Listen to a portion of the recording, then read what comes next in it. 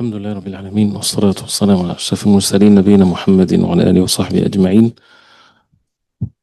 One of the important things, and the entire deen is important of course, but something that Allah subhanahu wa ta'ala, whenever it's mentioned in the Quran, it's mentioned after the command to worship Allah subhanahu wa ta'ala alone, which is Birr al-Walidayn, the goodness and the righteousness and the rights of the parents. And especially in these days, when someone is seeking the blessings and the mercy from Allah subhanahu wa ta'ala in these last 10 days of Ramadan and seeking Laylat al-Qadr and for the sins to be forgiven and for the rewards to be given. Something very interesting that some of the ulama, they would mention this specifically. Part of receiving rewards from Allah in these blessed days is that the person take care of the problems or the issues or the debt on him. Like if you want to travel, if you want to go for Hajj, for example, you need to take care of your debt first. When you give your zakah, you have to take care of your debt. When you're seeking rewards from Allah subhanahu wa ta'ala, there are debts that needs to be taken care of. And one of which is to the parents.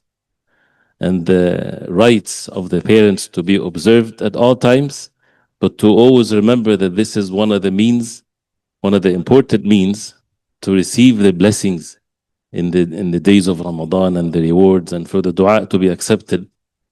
Just the fact that the Prophet ﷺ, and this is a sound hadith in Sunan al-Tirmidhi and others, he said, رضا الرب في رضا الوالدين وسخط الرب في سخط الوالدين. The rida, the pleasure of Allah subhanahu wa ta'ala, Allah subhanahu wa ta'ala's pleasure in the pleasure of the parents. That means if the parents are not pleased, Allah subhanahu wa ta'ala is not pleased with that individual. وَسَخَطُ الرَّبِّ, and the wrath of Allah is in the wrath of the parents or the anger of the parents, which is the opposite of al-rida. So that by itself, if someone is seeking the pleasure of Allah, if the parents are not pleased, that means a person, he needs to do something about it. That blocks, prevents the person from receiving the pleasure of Allah subhanahu wa ta'ala. And there are many, as we know, hadith of the Prophet ﷺ and ayat of the Quran. When we read the Quran and we see the command of Allah subhanahu wa ta'ala, وَقَضَى رَبُّكَ أَلَّا تَعْبُدُوا إِلَّا إِيَّاهُ وَبِالْوَالِدَيْنِ إِحْسَانًا. Allah subhanahu wa ta'ala decreed upon you that you worship none but Him subhanahu wa ta'ala. وَبِالْوَالِدَيْنِ إِحْسَانًا. Immediately right after that, and with al-Walidayn إِحْسَانًا. And the way it's even mentioned is with a noun. وَبِالْوَالِدَيْن, and walidayn mentioned first, not وَأَحْسِنُوا لِلْوَالِدَيْن, not be kind to your parents. And that's why no matter how much you translate the verses, you would never fulfill the rights of the ayat, because the feeling and the effect of it in the art is completely different in the original language. So وَبِالْوَالِدَيْن, and with the walidayn, with the two parents, with the father and the mother, إِحْسَانًا. إِحْسَانًا is a noun. That means you fulfill the meaning of al-ihsan and goodness in all what it means. Not one action or not what you think is ihsan. Because what we think is ihsan is one thing. But what al-ihsan is something else. Not necessarily what we think. Sometimes you have new generations, they think of the ihsan to their parents is to put them in nursing homes. For example, they're doing so much ihsan to them. This is a relative matter? No. It's something that is to be or to fulfill the perfect meaning of al-ihsan to one's best ability.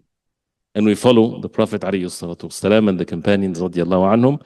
And there are amazing stories, very strange when people read the examples of the early generations of Islam with their parents.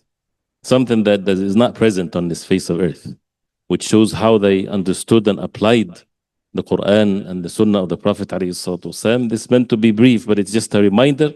But it's a huge subject that requires for us, as every subject in the deen, we have to go to the nusus. We go to the text, the wahy, instead of all of this just talk. But when you go to the wahy, you would find the Quran, ayat of the Quran, and see and have patience in having the tafsir of these ayat. What does it mean? What the ulama of the tafsir, they said about it. Sahaba radiallahu anhum, Abdullah ibn Abbas, Abdullah ibn Mas'ud, tabi'een, a'imma of this deen.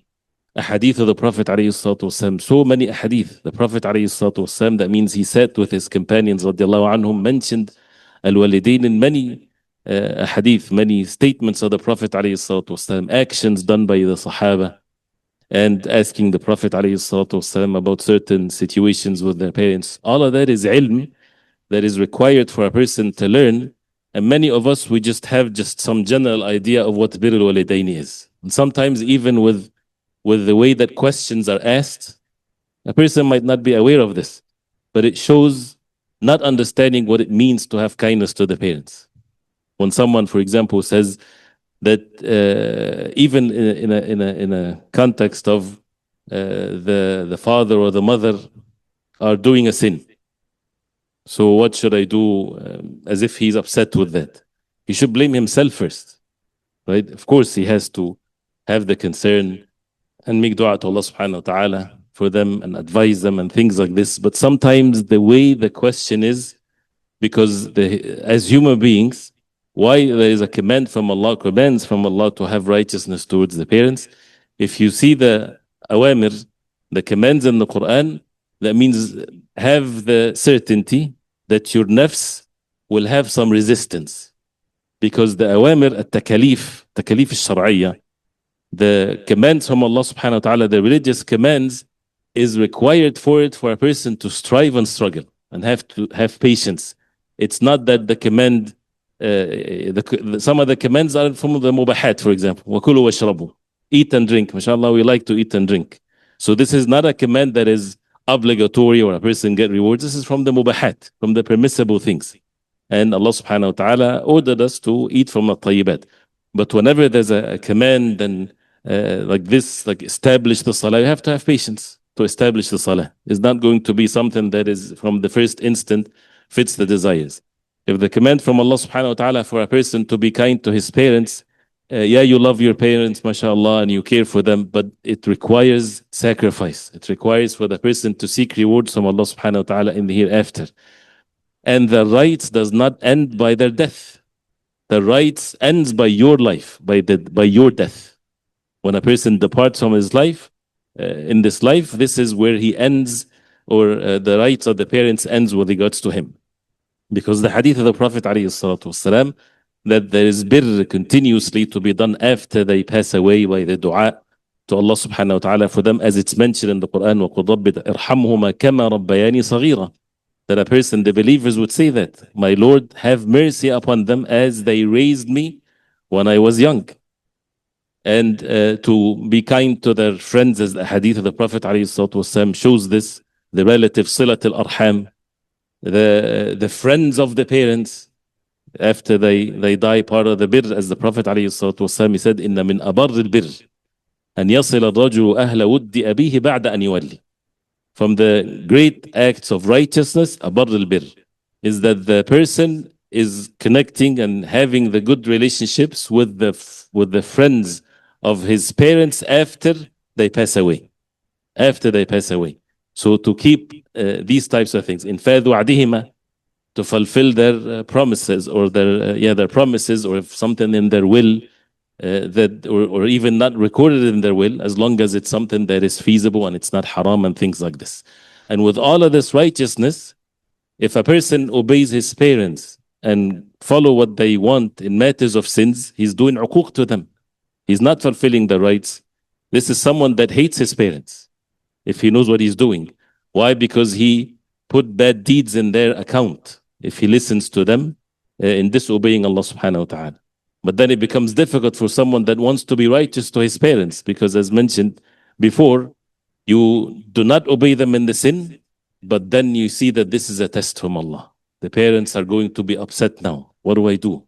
Even though it's not a justified upsetness, because لا طاعة لمخلوق في معصية الخالق, no obedience to any makhluk in disobeying Allah subhanahu wa ta'ala. But just the fact that they will be upset, even though it's not justified, this is such an emergency situation here. So what that person should do, he has to be extreme and show extreme ihsan to them, not in sinful way, in good ways, so that would offset their upsetness, even though they're upset because he did not commit a sin. So because Allah subhanahu wa ta'ala, He's the one that and commanded us to have kindness to the parents.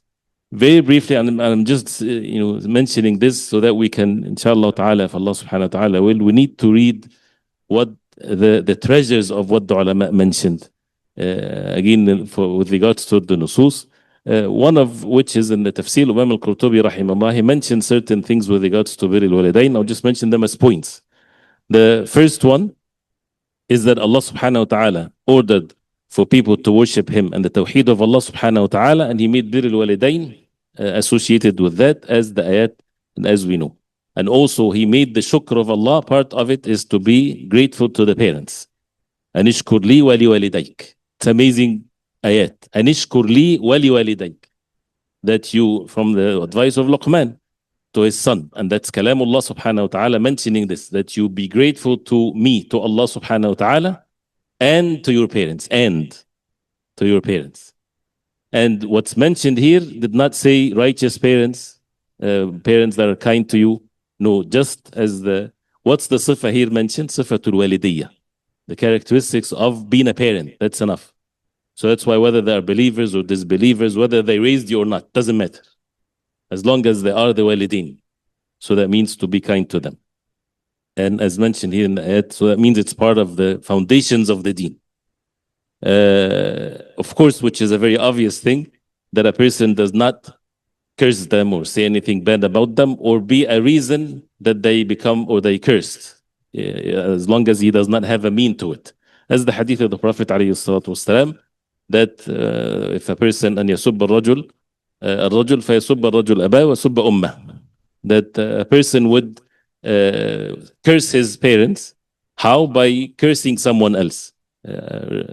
Saying something, words of cursing and things like this to someone with regards to the father and the mother, so the person would retaliate. So he end up having his parents being cursed.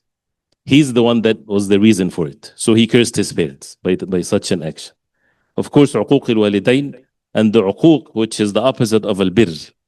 The slightest amount of it is major sin. As Allah subhanahu wa ta'ala mentioned in the Quran, وَلَا تَقُلْ لَهُمَا أُفٍّ وَلَا تَنْهَرْهُمَا. Uff, which is just the slightest gesture that a person is uncomfortable, doesn't like what they're saying.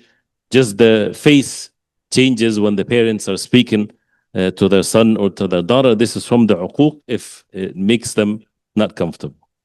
This is both parents. He mentioned on the third point, that, or the fourth point, both parents, they have equal rights, even though when the mother is given more. This is in only when there is either or. Either the mother or the father, then to choose the mother, but then without upsetting the father. You figure it out. A person has to find something or a way to it. And as also the issue of where you figure things out, as when someone asked Imam Ahmad rahimahullah that his mother is asking him to divorce his wife. So he said to him, giving the answer, لا تطلق زوجك, do not divorce your wife, ولا تعصي أمك, and do not disobey your mother. That's a perfect answer. What he's going to do. A person then will say, so that, what do I do? This is sufficient answer. Do not divorce your wife, because if the mother wants the son to divorce his wife because she's a very evil woman, it's a different situation. She is not to be divorced, but do not disobey your mother. That means you have to do whatever it takes so that she does not feel that she's been disobeyed, which with matters of al-ihsan. And he mentioned that they don't have to be Muslims. It doesn't matter, because again in the ayah, وَإِن جَاهَدَاكَ عَلَى أَن تُشْرِكَ بِي مَا لَيْسَ لَكَ بِهِ عِلْمٌ فَلَا تُطِعْهُمَا وَصَاحِبْهُمَا فِي الدُّنْيَا مَعْرُوفًا. If they strive and struggle with you so that you commit shirk, the worst thing ever, do not obey them, and still وَصَاحِبْهُمَا. And al-suhba is the companionship. And again, it's not acts of righteousness here and there. The companionship, that means you are with them. If a person is able not to leave his parents whatsoever, especially for those who leave their parents and they live far distance, may Allah subhanahu wa ta'ala make it easy for each and every one. But if a person wants the pleasure of Allah subhanahu wa ta'ala, is to have the companionship, not to leave them. And we know the story of Uwais al-Qarni. He missed the level of being a companion of the Prophet ﷺ, which is a level that none of the ummah afterwards, if all together with their righteousness and goodness cannot even come equal to the fact that one Sahabi saw the Prophet ﷺ, believed in him, and this is by itself a level that no one can come near to.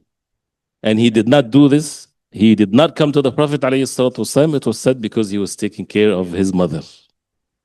And the hadith in Sahih Muslim with regards to Uwais al-Qarni and the Prophet ﷺ saying to the Sahaba to ask him to make dua because his dua is accepted, and so on. So when it comes to al-jihad fi sabilillah, unless it's a mandatory one and the ruler, he would issue the command for everyone.